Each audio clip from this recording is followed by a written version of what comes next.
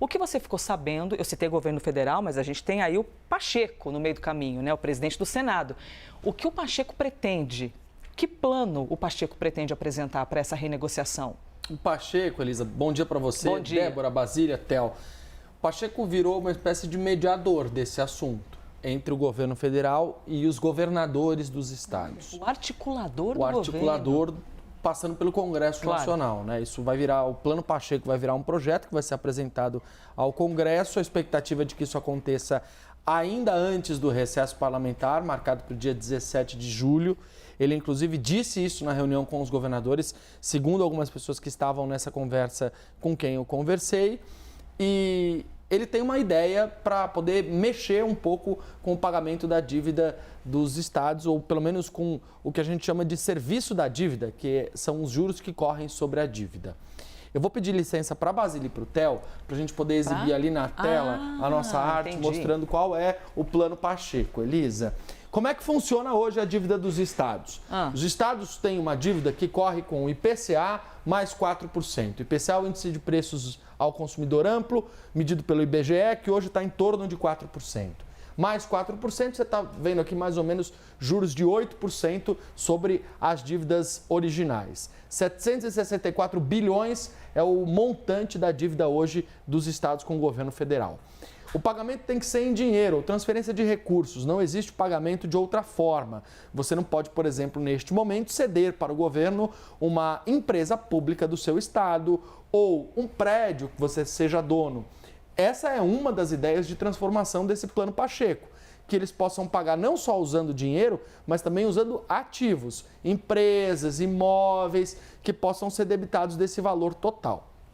Então, Elisa, a ideia é mudar isso para um modelo novo, que em vez de ter o IPCA mais 4%, que dá mais ou menos 8%, você tem o IPCA mais 1, mais 2%. Né? Que é mais ou menos 7%. Esse 1% iria para um fundo equalizador, que teria, junto com os estados e o governo federal, capacidade de poder decidir o que fazer com o dinheiro para fazer essa estabilização da dívida. E os outros 2% para 3 áreas. Inicialmente, esse projeto previa infraestrutura e ensino técnico profissionalizante, ou seja, construir ponte, construir estrada, rodovia, construir obra de metrô, fazer corredor de ônibus, isso tudo é infraestrutura, rede elétrica, saneamento. E no caso do ensino técnico profissionalizante, é fornecer cursos para aquelas pessoas entrarem no mercado de trabalho, né? Uma capacitação profissional.